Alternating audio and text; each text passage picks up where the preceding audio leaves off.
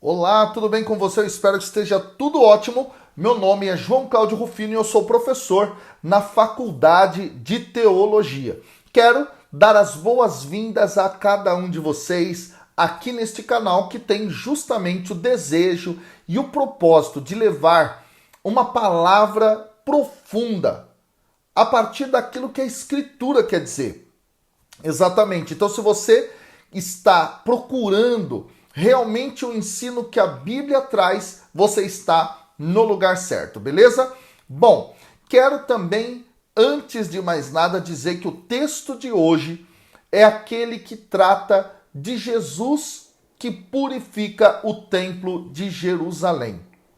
E esse texto, pessoal, ele está presente lá em Lucas, no capítulo 19, dos versículos 45 ao 48. São poucos versículos, mas eles são muito profundos.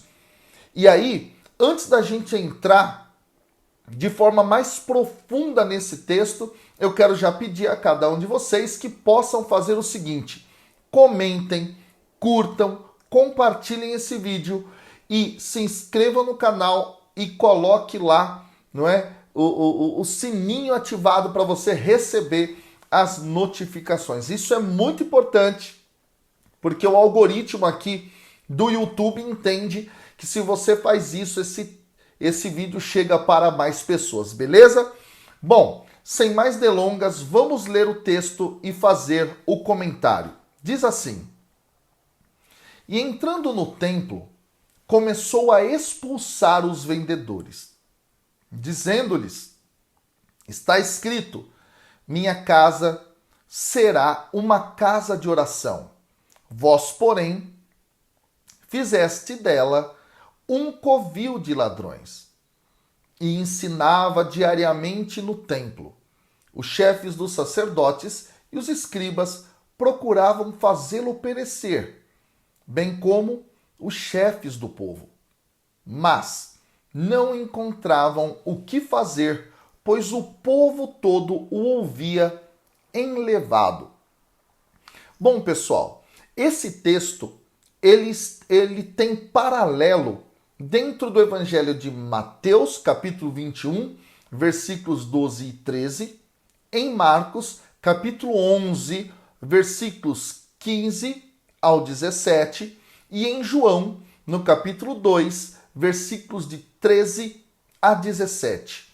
Bom, a diferença entre os sinóticos, ou seja, Mateus, Marcos e Lucas, em relação a João, é que a expulsão dos vendilhões do templo em João se dá no começo do ministério de Jesus.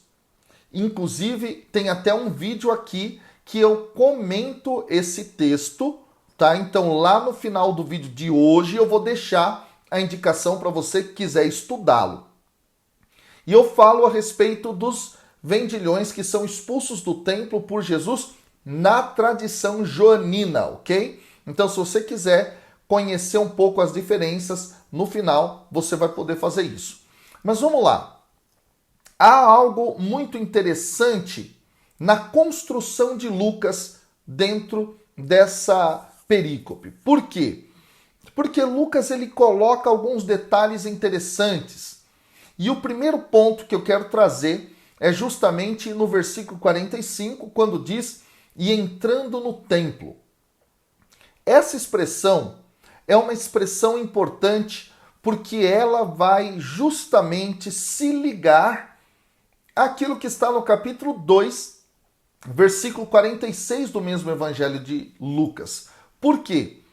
Porque nesse capítulo 2, versículo 46, Jesus estava ensinando no templo quando ele ainda era menino, né, mais jovem. Então, esse dado é muito interessante. Por quê? Porque logo após da purificação do templo em Lucas, Jesus vai voltar a ensinar no templo. Mas o templo purificado. Então, esse detalhe é muito interessante. E aí o texto diz que Jesus começou a expulsar os vendedores que ali estavam. Bom, há uma referência muito clara aqui daquilo que está em Malaquias, no capítulo 3, versículos 1 e 2. Até o versículo 3 de Malaquias também é interessante citar. Mas só para você ter uma ideia, parece que Lucas tem aqui como pano de fundo esse texto do profeta, que diz justamente assim, no capítulo 3, versículo 1. Eis que eu envio o meu mensageiro, que preparará o caminho diante de mim. De repente, virá ao templo do Senhor, a quem vós buscais, o anjo da aliança, a quem vós desejais. Eis que ele vem, diz o Senhor dos Exércitos. E olha o versículo 2 do capítulo 3 de Malaquias. Mas quem poderá suportar o dia da sua vinda? E quem poderá subsistir quando ele aparecer? Porque ele é como fogo do ourives e como a potassa dos lavandeiros. Ou seja, Malaquias está falando que virá alguém que é o anjo da aliança, um enviado da parte de Deus ao templo para purificá-lo. Então parece aqui que Jesus está assumindo este papel. Um outro detalhe interessante é que dentro de Lucas essa construção é feita. O texto diz que ele começou a expulsar os vendedores. Em grego, é muito interessante como é a construção desse versículo, porque diz assim: Kai el selton eistor hieron erxato ekbalen tus poluntas. Como que a gente poderia trabalhar aqui em profundidade esse versículo na língua grega? O verbo expulsar aqui é o verbo ekbalen. E ekbalen, pessoal, é um verbo que é utilizado ao longo do Evangelho de Lucas em exorcismos. Isso está no capítulo 9, versículo 40 e no versículo 49, capítulo 11, versículo 14, 15, 18, 19 e 20, e no capítulo 13, versículo 32. E isso sugere que Jesus, ao expulsar os vendedores, ele está expulsando espíritos malignos. Olha como Lucas constrói a sua narrativa. Esse dado é muito interessante. Um outro dado que a gente também pode apontar a partir dessa parte, não é? Desse segmento que começou a expulsar os vendedores, é justamente a informação que nos é dada dentro daquilo que é a tradição judaica. Então nós encontramos, por exemplo, não é, aquilo que Fílon de Alexandria, ele fala em uma de suas obras a respeito de como o templo funcionava. E ele vai dizer justamente que lá no templo havia a experiência de que os peregrinos fizessem a troca de suas moedas para o shekel, que era a moeda de Israel, que era a moeda dos judeus. Então, havia esse processo da troca das moedas com cambistas.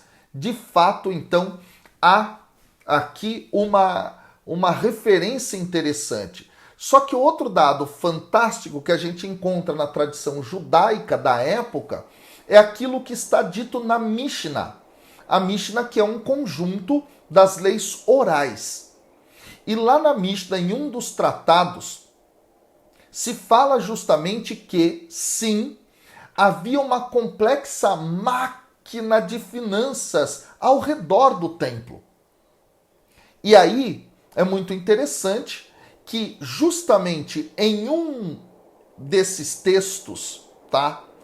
Em um desses textos aparece no Shekalim, para ser mais específico, no Shekalim, lá no número 1, no ponto 3, vai se falar justamente disso, que lá no templo existia essa máquina financeira, e lá no capítulo 6, nos pontos 4 e 5 do Shekalim, que é esse tratado da Mishnah, vai se dizer que havia 13 mesas no templo para fazer esse processo de troca e 13 baús para recebimento de dinheiro. Então o templo era um local realmente onde as pessoas faziam transações econômicas.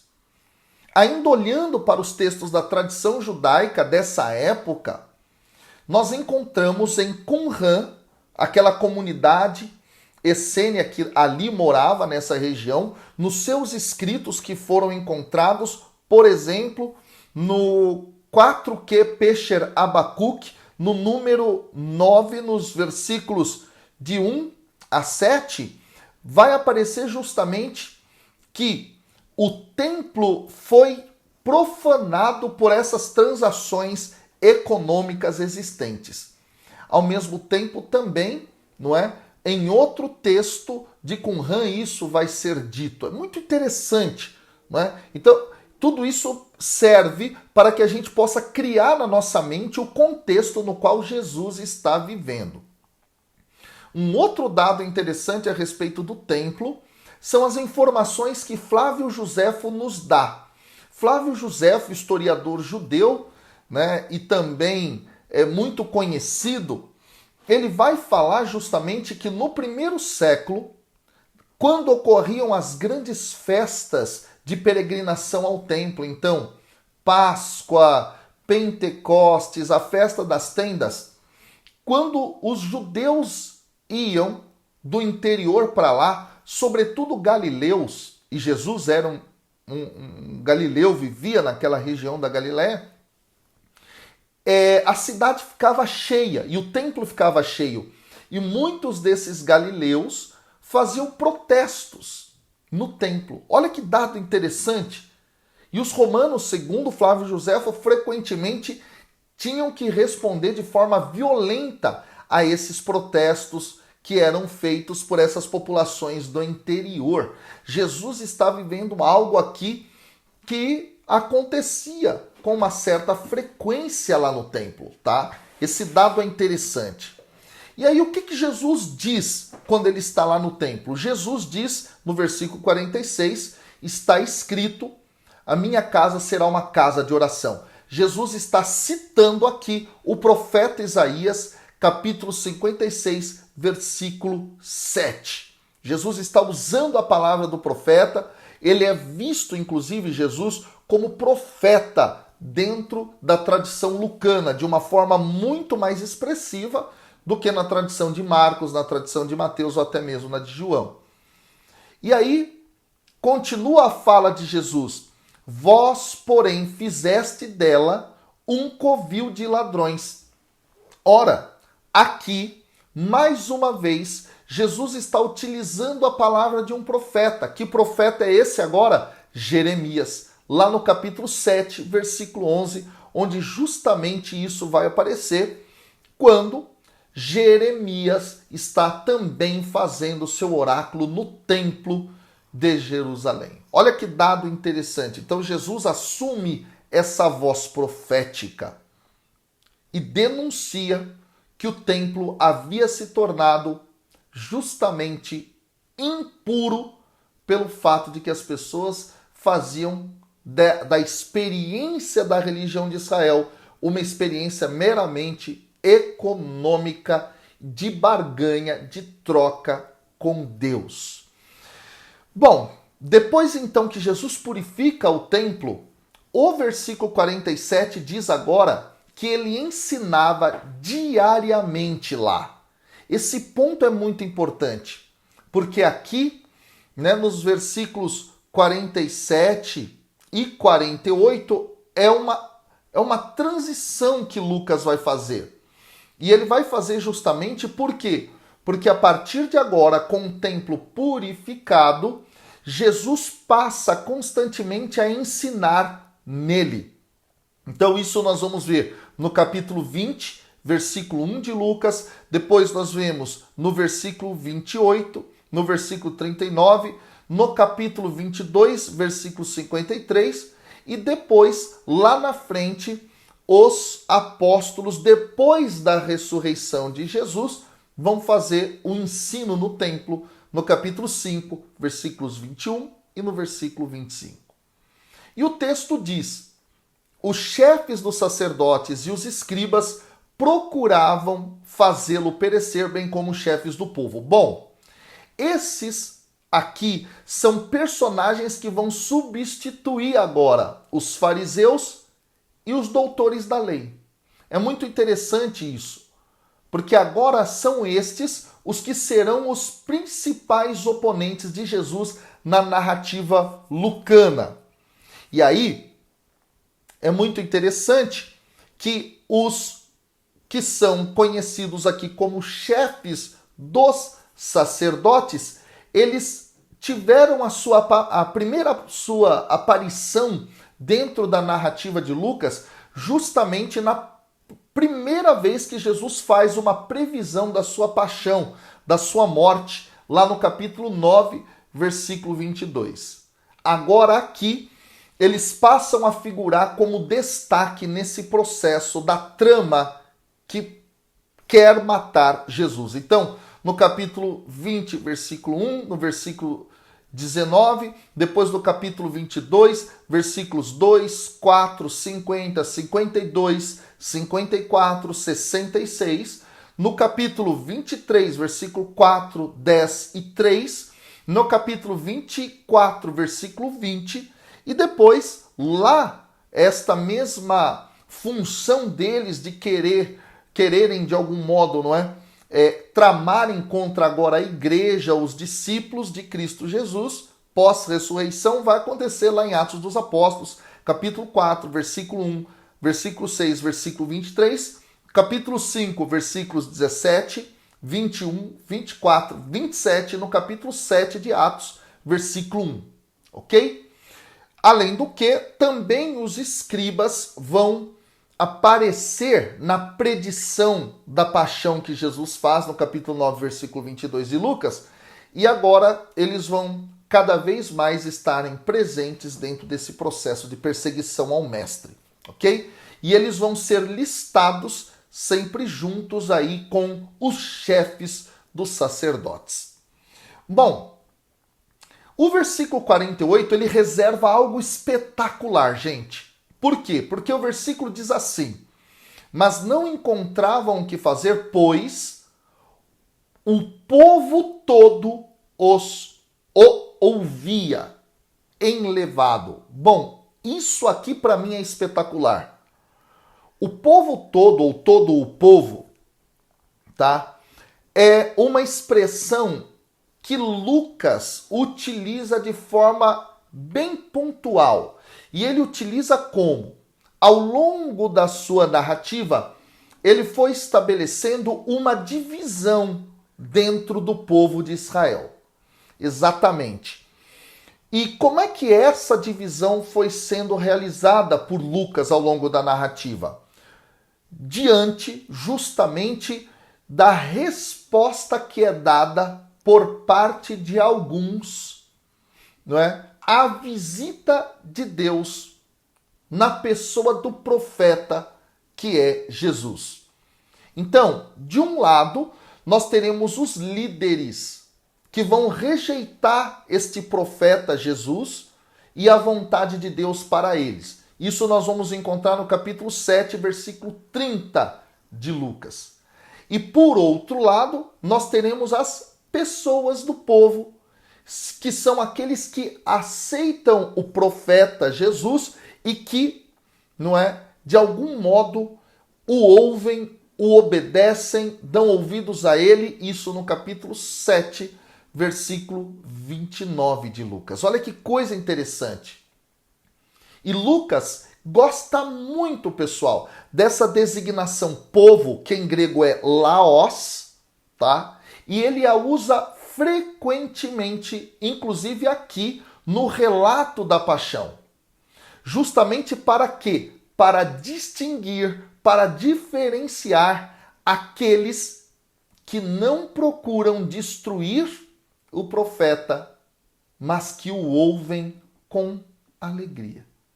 Olha que dado interessante. Isso vai aparecer no capítulo 20, versículo 1, versículo 6, versículo 9, versículo 19, versículo 26, versículo 45, no capítulo 21, versículo 38, no capítulo 22, versículo 2, no capítulo 23, versículo 27 e no versículo 35 e no capítulo 24, no versículo 19.